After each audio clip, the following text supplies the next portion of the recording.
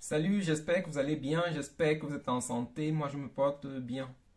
Alors je voudrais commencer cette vidéo par adresser mon regret à toutes ces personnes qui ont investi de leur argent dans l'IEP-Limal et qui, pour le moment, ne parviennent pas à retirer leurs sous. Donc soyez courageux, ne vous découragez pas, ça peut arriver à tout le monde. Soyez juste fort, essayez d'entamer des procédures pour récupérer au moins une partie de votre argent. Donc, j'ai appris qu'il y a beaucoup de personnes qui dépriment et qui risquent les séparations aussi. C'est pas le moment de faire ça. Soyez courageux, levez la tête et ça ira. Donc, essayez plutôt de tirer des leçons de cette situation. C'est pas facile, ça peut arriver à tout le monde. Essayez plutôt de tirer des solutions, pardon, de cette situation et d'avancer. Ce n'est que de l'argent, vous êtes encore en vie et ça c'est l'essentiel. Ce serait pire si vous aviez perdu un membre ou je sais pas quoi d'autre. Donc soyez fort. Alors je voudrais maintenant qu'on tire des leçons de cette situation. Je pense que ce qui arrive, c'est aussi, et ça il faut le dire, c'est aussi la recherche de l'argent facile. Peut-être pas pour tout le monde. Il y a des personnes qui se sont beaucoup battues, qui ont eu cet argent par du labeur et tout.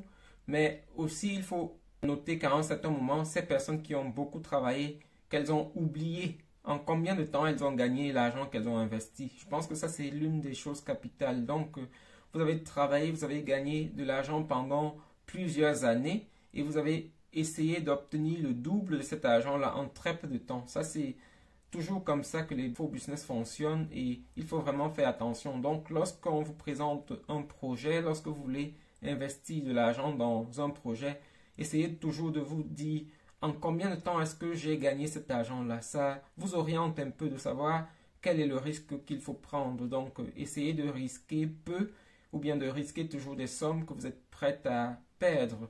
Et ça, c'est important. Aussi, il y a le facteur rendement. Donc, les faux business viennent toujours avec des rendements élevés et ça attire beaucoup de personnes. Donc, je pense que ça peut vous orienter lorsqu'on vous présente désormais un business. Toujours, regardez c'est quoi le rendement. Les rendements de 100% en très peu de temps, c'est parfois pas sérieux. Ça arrive qu'on puisse faire des rendements. Moi, je vous ai dit que je faisais de la bourse. Ça arrive qu'on ait du 100%.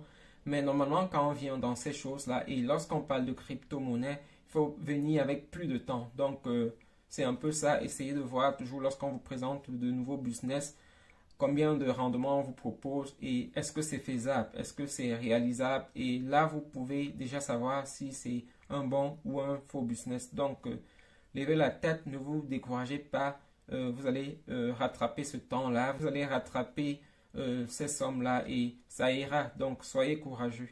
Donc, c'est tout ce que je voulais partager avec vous. Merci d'avoir regardé.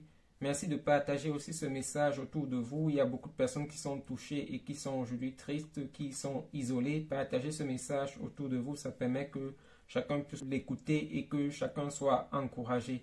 Beaucoup plus ceux qui ont perdu de l'argent.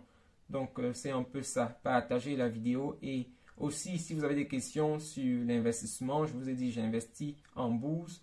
Posez-moi les questions dans les commentaires et j'essaierai de répondre à toutes vos questions. Donc, si vous avez aimé la vidéo, n'oubliez pas de mettre le like, donc le pouce bleu, et aussi de vous abonner à la chaîne si vous aimez ce que je fais.